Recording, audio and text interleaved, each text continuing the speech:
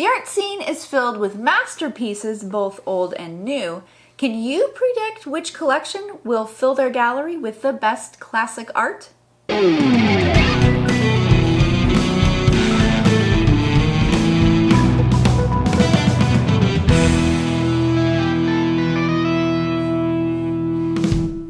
Hey gang, thanks for joining us at Tantrum House Studio 3. I'm Will Meadows. And I'm Sara Meadows, and today we are reviewing the new game, Classic Art. This is from Reiner Knizia and published by CMON, and while it has some similarities to the classic game Modern Art, in this game you'll be predicting how popular certain galleries will be and building their exhibitions. Classic Art is for 2 to 5 players, and it takes about 30 minutes to play. Let's take a quick look at how to play it. In the game, everyone gets a hand of cards with pieces of art that belong to a specific gallery for its medium, like sculpture or printmaking.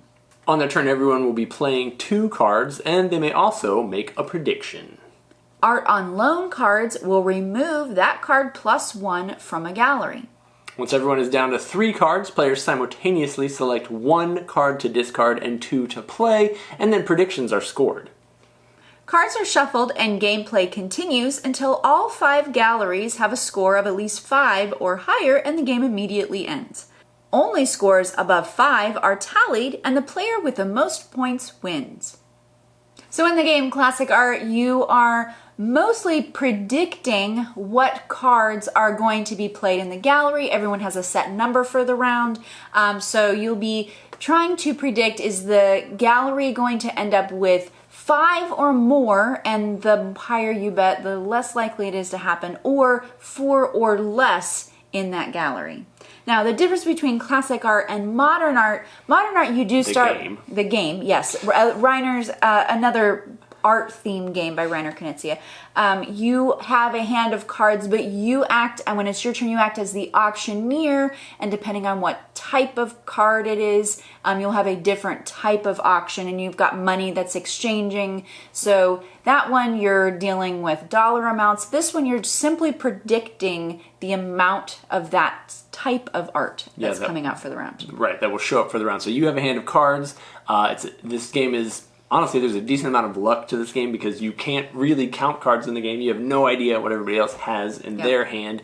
You can maybe judge some of your decisions based off of how confidently they predict on their turn, because basically at the beginning of the game everybody places out their first token, and if she goes really high on gray cards and I already have 3 cards that are going to go in the gray gallery in my hand, oh, well, maybe I feel good about bumping it up a little bit higher. That's where you could do a little bit of bluffing. However, the tokens are pretty limited in this game. Yes, so let's say a round ends and you were incorrect on 2 of your predictions. Or more. You end up losing those tokens until you've gotten rid of all but 1 of your tokens for the round. Now, there is a special token that everybody gets that you can basically add to your bet the first round, and but everyone will make a prediction before the round starts after you've dealt cards. So you can add that token, and when you use that token, or once per round, you're allowed to double down and do 2 tokens. They multiply.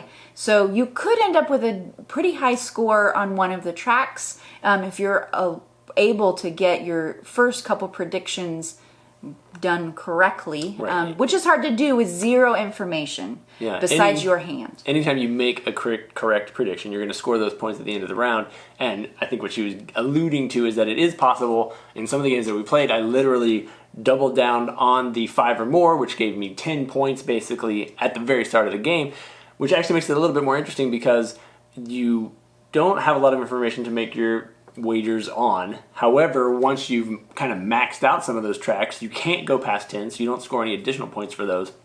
But if I've already maxed out the red track and the gray track, it kind of no longer makes sense for me to wager that those tracks are going to win. I'm going to place my bets in other places unless I want to steal easy bets from them or something. I then realized, like, oh, I had a game where I realized the first couple rounds, you can kind of go anywhere making predictions on what you have the most of, maybe, or you don't have any of a certain type. Educated guess. Yeah, and then you realize, oh, I've already made predictions and gotten points in these areas, so I need to make predictions on the other galleries, but I may not have any information. So then you're blindly trying to predict, and you don't want to getting further and further in the game. Then you're risking losing your tokens or maybe you just blow it all and get rid of all your tokens and just make wild guesses just to try and maybe get lucky and get correct. If you are wrong, you get them all back. So you have to weigh those. I did find it interesting the last couple of rounds we played on the last couple of games.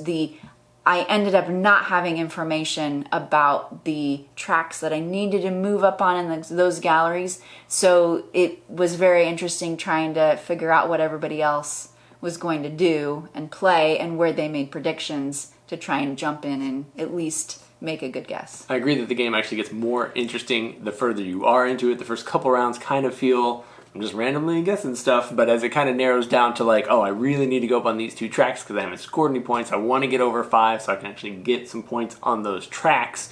It gets more interesting. I would say that I feel like the game should be shorter because the last 2 or 3 rounds are the good part of the game, but it takes a while to get to those last 2 or 3 rounds. I would be much more in favor of a game that has maybe lower scores or I don't know, whatever, something, so that I get to the point where, if the game is going to end in the next round or 2, I've got to get these last couple tokens up the track. Yeah. The game does have a hefty rule book that features all the artwork. So the rules themselves are actually pretty simple. There's not a lot of detail and stuff, and it's fairly simple to teach other players, but it does feature all of the artwork in the game. They're all from a lot of the major galleries around the world. I really wish, I'm going to be really nitpicky, they need to have the titles and the galleries and the artists and information on the cards. They're not found on the cards. It's just the image and the symbols you need for which collection they go to. Yeah, they definitely had room. They could have. It would have been a little more educational. I think because of the weight of this game, it is going to appeal probably more to casual gamers anyway. It's more gateway level. And, I mean, that addition would have been great for sure. Yeah. It would have been easier to use it in an educational setting. Now, it doesn't have the information, so maybe in an educational setting, you'll have to spend some time going over it, but I'm guessing the average person isn't going to go do that.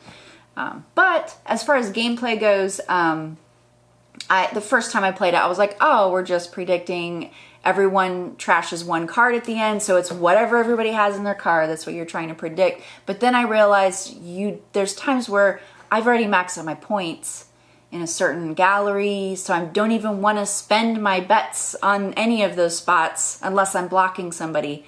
So I'm going to need to figure out what else is going on with everybody's cards. So made it a lot more interesting once I realized that's what the gameplay was really about, trying to predict what other people have and how they're going to make their predictions too. Most people figure that out in the first turn of the game, but I'm glad you got there. I do think that the game would be a little more interesting, and we've actually talked about how we might play it slightly differently, make our own rule set, because at the end of that round, you are going to discard 1 card, and then you have to play the other 2. However, you'd have a whole lot more control if you flip that. If you discarded 2 cards and played 1, sometimes you can really alter what's out on the table by removing 2 cards off that people were really confident that they were going to hit the goal on, cards, yeah. Or adding 2 to push 1 up another level. I think there are definite easy little tweaks that you can make if you wanted to have more control and have a less random output at the end of the game. Yeah. Either way, lots of fun stuff going on. I think Reiner has probably mathed out everything to work the way he intended, as far as how many need to be removed and the art on loan cards being the possibility of them being in. So possibly there might be math in it. The deck is still pretty huge even after you deal out for your player count. So even if you are a card counter, you're not going to be able to do that in this game. Yeah. Yeah, so this sounds like something you're interested in. Modern Art, I believe, is in the 200s on top games on BGG, top 200. So we'll see how well this one does. I know there's a Modern Art card game version. So this one does have slightly different mechanics. It's more of predictions and less on auctioning and bidding. But if this sounds like something you're interested in, you can check it out from CMON. And thank you so much for subscribing, checking out our games. You can let us know, do you think this one's going to be a hit?